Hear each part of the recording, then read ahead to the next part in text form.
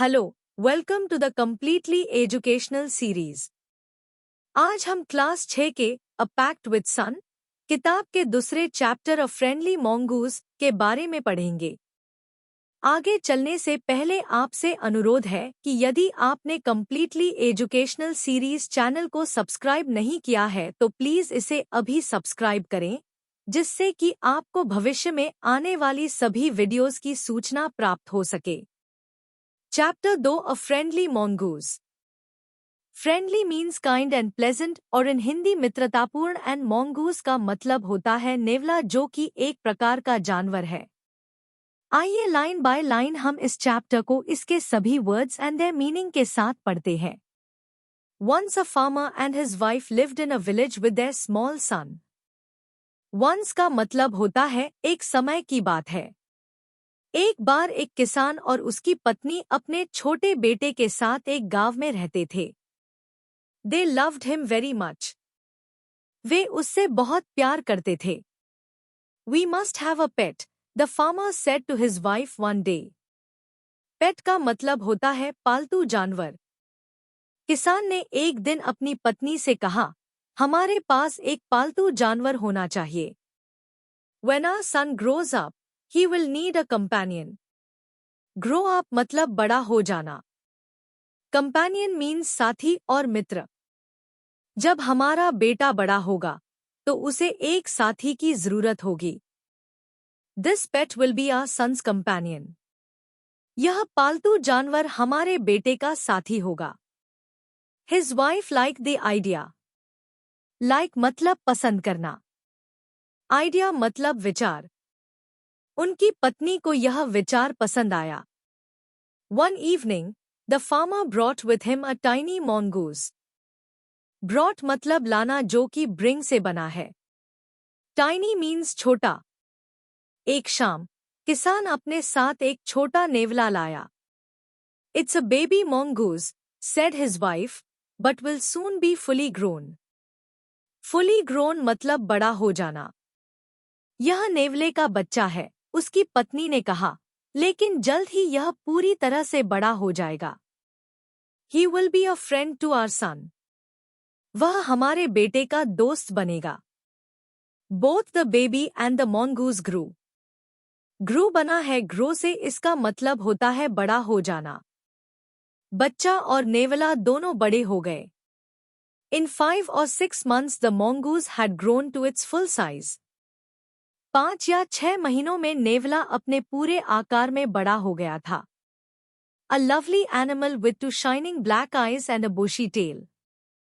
Shining मतलब चमकदार। Bushy means झाड़ीदार। दो चमकदार काली आंखों और एक झाड़ीदार पूंछ वाला एक प्यारा जानवर। The farmer's son was still a baby in the cradle, sleeping and crying alternately. Cradle मतलब पालना, जिसमें बच्चे को रखा जाता है, और crying मतलब चिल्लाना। किसान का बेटा अभी भी पालने में सो रहा था और बारी-बारी से रो रहा था। One day, the farmer's wife wanted to go to the market. एक दिन, किसान की पत्नी बाजार जाना चाहती थी। She fed the baby and rocked him to sleep in his little cradle. Fed बना है feed से, इसका मतलब होता है खाना खिलाना। उसने बच्चे को खाना खिलाया और उसे अपने छोटे से पालने में सुला दिया। Picking up the basket, she said to her husband, I'm off to the bazaar. Picking का मतलब होता है किसी चीज को उठाते हुए। टोकरी उठाकर उसने अपने पति से कहा, मैं बाजार जा रही हूँ। The baby is sleeping. बच्चा सो रहा है। Keep an eye on him. उस पर नजर रखें। Frankly, I don't like to leave the child alone with the mongoose. Frankly मतलब behaving in a pleasant, kind way towards someone. सच कहूँ तो मुझे बच्चे को नेवले के साथ अकेला छोड़ना पसंद नहीं है। You needn't be afraid, said the farmer. Afraid मतलब डरना। किसान ने कहा, आपको डरने की जरूरत नहीं है। The mongoose is a friendly animal. नेवला एक मिलनसार जानवर है। It's as sweet as our baby and they are the best of friends, you know. यह हमारे बच्चे जितना ही प्यारा है और वे सबसे अच्छे दोस्त हैं, आप जानते ही हो. The wife went away. पत्नी चली गई. And the farmer, having nothing to do in the house, decided to go out and take a look at his fields not far away. Fields का मतलब खेत. और किसान के पास घर में कोई काम नहीं था. उसने बाहर जाकर कुछ ही दूरी पर स्थित अपने खेतों को देखने का फैसला किया. He ran into some friends on the way back and didn't return for quite some time. वापस आते समय रास्ते में वह कुछ दोस्तों से मिला और काफी देर तक वापस नहीं लौटा. The farmer's wife finished her shopping. किसान की पत्नी ने अपनी खरीदारी पूरी की. And came back home with a basket full of groceries. Basket मतलब टोकरी और ग्रोसरीज मतलब किराने का सामान. और टोकरी भर किराने का सामान लेकर घर वापस आ गई. She saw the mongoose sitting outside as if waiting for her. As if मतलब suppose या मानो. उसने देखा कि नेवला बाहर बैठा है मानो उसका ही इंतजार कर रहा हो. On seeing her he ran to welcome her, as was customary. Customary मतलब प्रथा. उसे देखते ही वह प्रथा के अनुसार उसका स्वागत करने के लिए दौड़ा. The farmer's wife took one look at the mongoose and screamed. Screamed मतलब चिल्लाना. किसान की पत्नी ने एक नजर नेवले पर डाली और चिल्ला पड़ी. Blood. She cried. खून. खून. वो रोने और चिल्लाने लगी. The face and paws of the mongoose were smeared with blood. paws मतलब पंजा और smeared मतलब किसी चीज में सना होना. नेवले का चेहरा और पंजे खून से सने हुए थे. You wicked animal. Wicked मतलब दुष्ट. तुम दुष्ट जानवर हो. You have killed my baby, she screamed hysterically. Hysterically मतलब in an extremely excited way, without any control. तुमने मेरे बच्चे को मार डाला है, वह उन्मादी ढंग से चिल्लाई. She was blind with rage. Rage मतलब गुस्से. वह गुस्से से अंधी हो गई थी. And with all her strength brought down the heavy basket full of groceries on the blood-smeared mongoose. और उसने अपनी पूरी ताकत से किराने के सामान से भरी भारी टोकरी खून से लथपथ नेवले पर गिरा दी या फेंक कर मारी.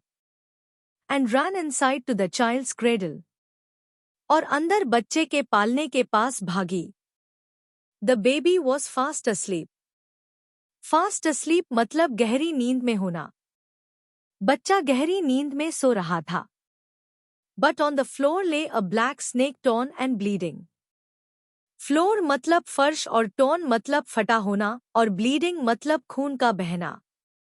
लेकिन फर्श पर एक काला सांप फटा हुआ और लहूलुहान पड़ा हुआ था. In a flash she realized what had happened.